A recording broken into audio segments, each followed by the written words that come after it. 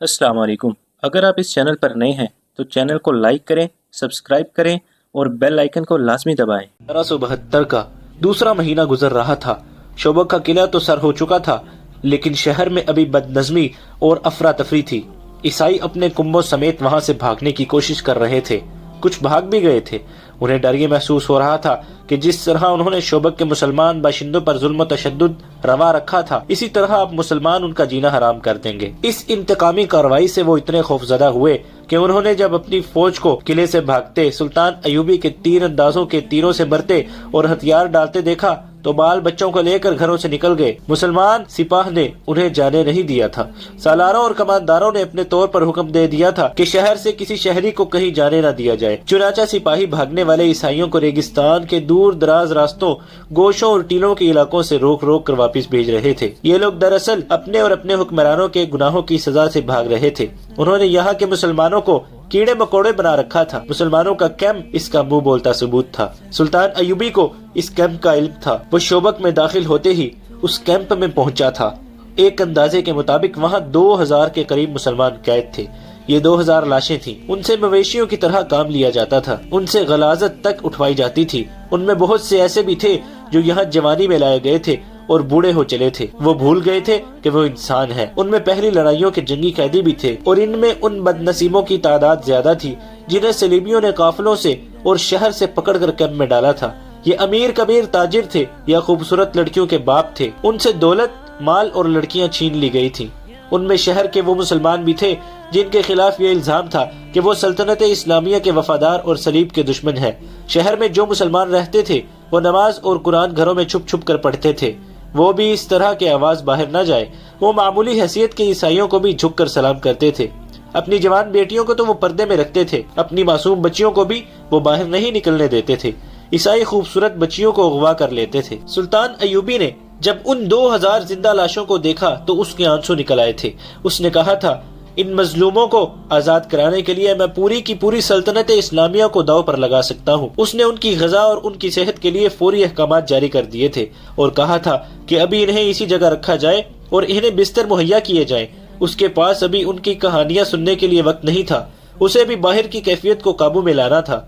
बाहर का ये आलम था कि जंग अभी जारी थी, जिसकी नौयत खुली जंग की सी नहीं थी। सूरत ये थी कि सलीबी फौज जो सुल्तान अयूबी के धोखे में आकर करक और शोबक से दूर उस फौज को रोकने के लिए चली गई थी, वो बिखर कर पसपा हो रही थी। मुसलमान दस्ते उस पर शबखून मार मार कर और ज्यादा बुरा हाल कर रहे थे। सुल्तान अयूबी को इत्तलाएं मिल रही थी कि बाज झड़पों में उसके दस्ते घेरे में आकर नुकसान उठा रहे थे। ये खतरा भी था कि करक के किले में जो सलीबी फौज है वो सहरा में फंसी और बिखरी हुई अपनी फौज की मदद के लिए भेज दी जाएगी। इस सूरत हाल के लिए सुल्तान अयूबी के पास फौज की कमी थी। मिस्र से वो कुमक नहीं मंगवाना चाहता था क्योंकि वहाँ की साजिशें दबी नहीं थी। माजूल की हुई फातमी खिलाफत के हामी दरपर्दा साजिशों में मसरूफ थे। सुडानी हबशी अलग ताकत जमा कर रहे थे। इन दोनों को सलीबी मदद देकर सुल्तान अयूबी के खिलाफ मुत्तहिद कर रहे थे। सबसे बड़ा खतरा ये था कि मुत्तहिद मुसलमान सियासी और फौजी सरबराह भी सुल्तान अयूबी के खिलाफ दरपर्दा कार्रवाइयों में मसरूफ थे।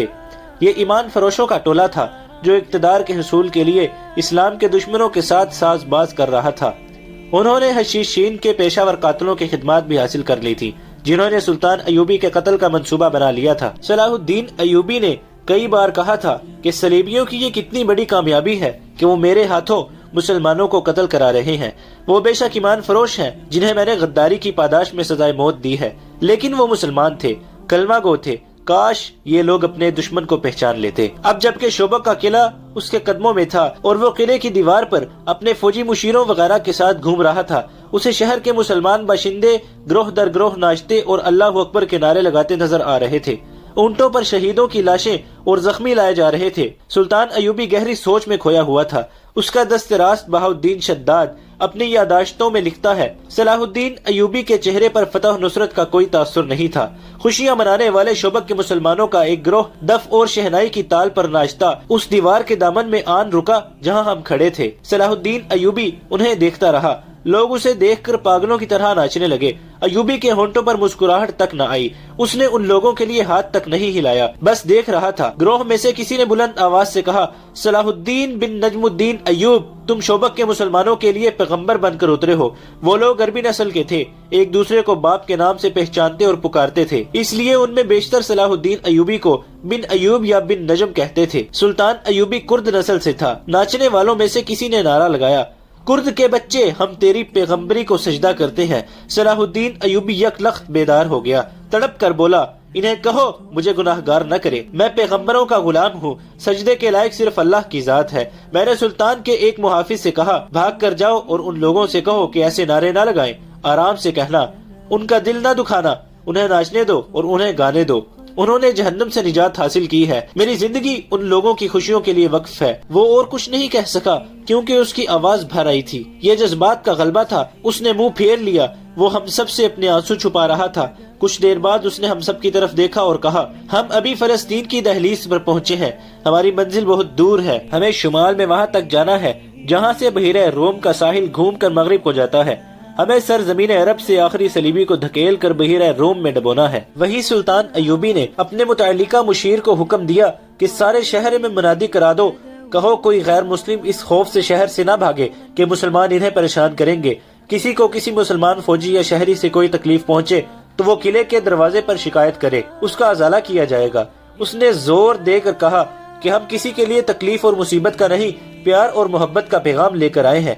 अगर किसी ने इस्लामी हुकूमत के खिलाफ कोई बात या हरकत की तो उसे इस्लामी कानून के तहत सजा दी जाएगी, जो बहुत सख्त होगी। और याद रखो कि इस्लामी कानून से ना कोई गैर मुस्लिम बच सकता है, ना कोई मुसलमान। उसके साथ ही उसने हुक्म दिया कि शहर में अगर कोई सलीबी फौजी या जासूस छुपा हुआ है या उसे किसी ने अपने घर में पनाह दे रखी है तो वो फौरन अपने आप को मुसलमान फौज के हवाले कर दे।